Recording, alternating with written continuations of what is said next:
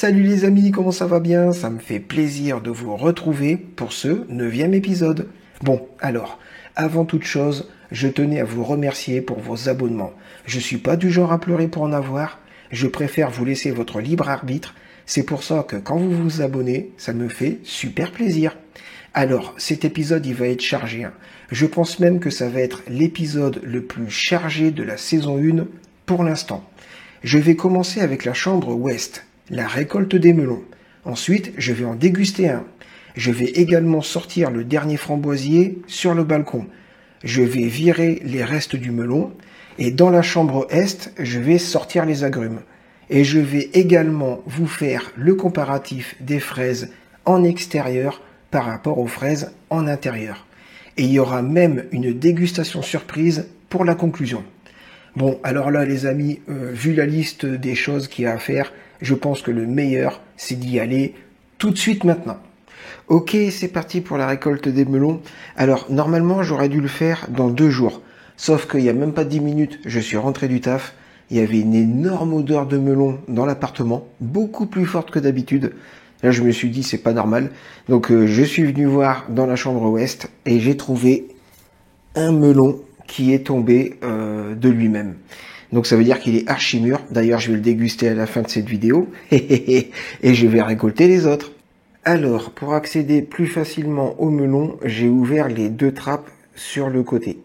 Vous pouvez voir un melon juste ici sur la droite. Il y en a un autre là, sur la gauche, derrière les feuilles. Et le 3e, il est juste là derrière. Alors, il y en a un ici. Hop, c'est parti. Donc, je coupe la tige. Hop, je coupe la ficelle. Et premier melon. Le 2e, il est juste là. Hop, voilà. Je coupe la tige. Je coupe la ficelle. 2e melon. Et le 3e melon qui se trouve juste ici. Oh la vache. Oh, celui-là, il est vraiment lourd. Il est gros et bien lourd comme il faut. Hop, je coupe la tige et la ficelle. Et voilà, le 3e melon. Alors c'est marrant parce que il y a comme une espèce de petit duvet dessus. Et voilà la récolte. Sur la droite, le melon qui est tombé tout seul. Il a gardé sa fleur. D'ailleurs, je crois qu'ils ont tous gardé leurs fleurs. Ouais, ils ont tous encore les pétales de fleurs. Donc c'est celui qui est tombé tout seul. Et là, c'est les 3 que j'ai récoltés en coupant la tige. Du plus gros sur la gauche au plus petit sur la droite. Le plus gros, vous voyez, là, il y a un tapis de souris et tout, donc ça vous donne un peu une idée de la taille. Miam, miam, miam, miam, miam, miam. Je me demande bien à quoi ça ressemble à l'intérieur. Bah, s'il est tombé tout seul, normalement, ça veut dire qu'il est mûr. Enfin, ça me paraît logique. Oh là là, ça sent super fort le melon. Non, non, non, c'est pas possible. Il est forcément mûr. Allez hop, c'est parti. On arrête le suspense. Hop. Alors, oh là, comment ça sent bon. Ça sent super bon, le melon. Oh yes. Oh, regardez-moi cette magnifique couleur. Oh là là là là là là.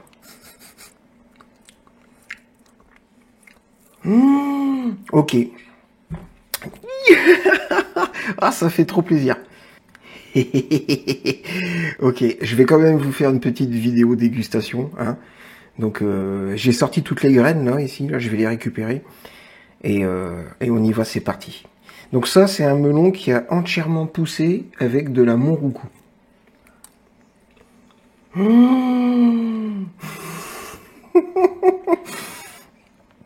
Oh la vache. Ah ouais, non, mais alors là, c'est une dinguerie. Ah non, mais c'est... Non, non, non, attendez. C'est pas pour me jeter des fleurs, mais c'est une dinguerie.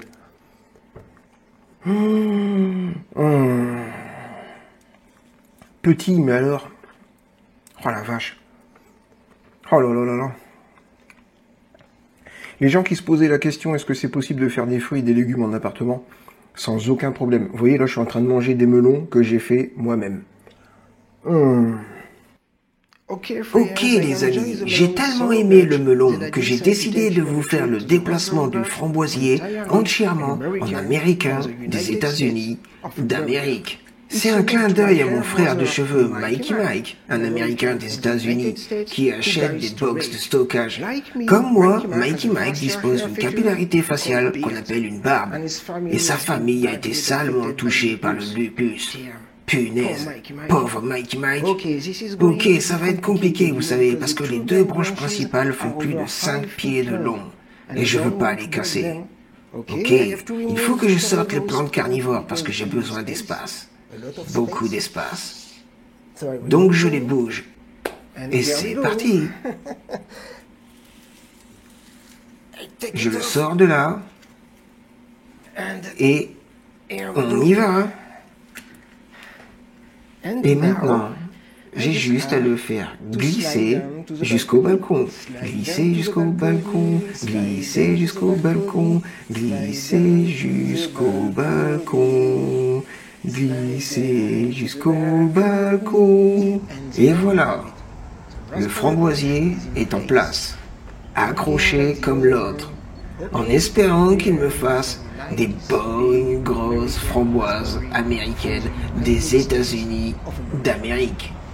Alors, pour se remettre de ce petit passage en américain des États-Unis d'Amérique, je vais m'occuper d'évacuer les restes des melons.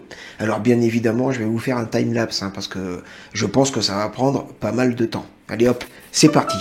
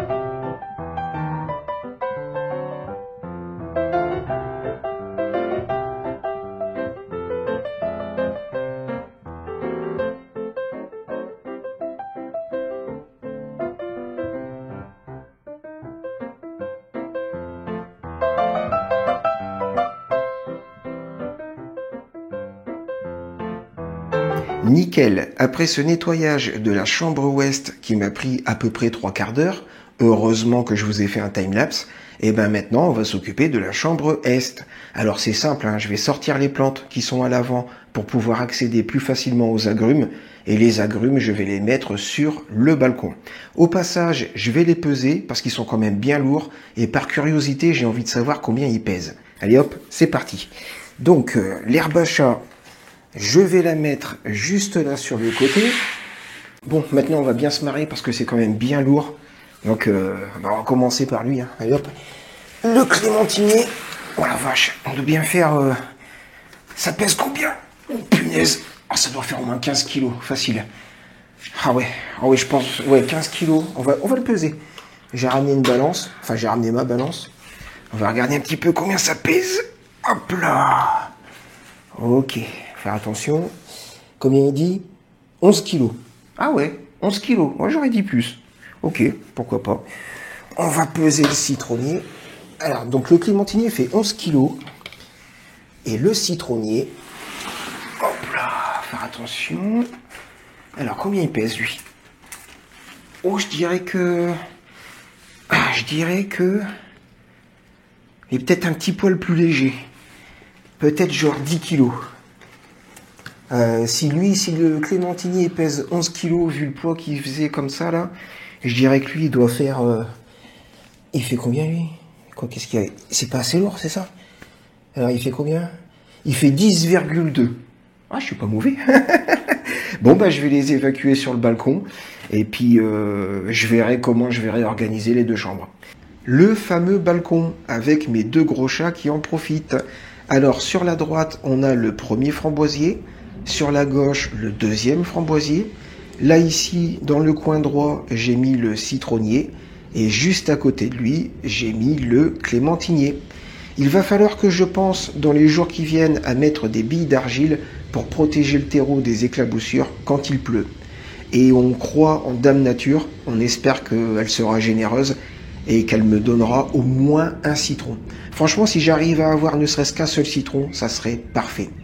Tant qu'on est là, on va en profiter pour faire le comparatif avec les fraises. Et on va commencer évidemment avec les fraises en extérieur.